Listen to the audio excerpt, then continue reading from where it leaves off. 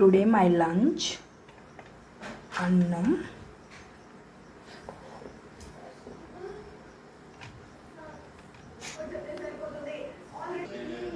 పప్పు, వేడి వేడి నెయ్యి,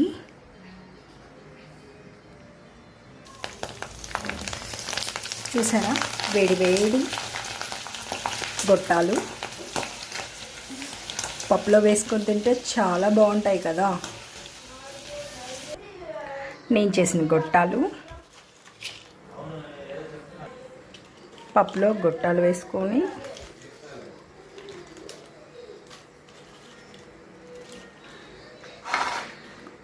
టుడే మై లంచ్.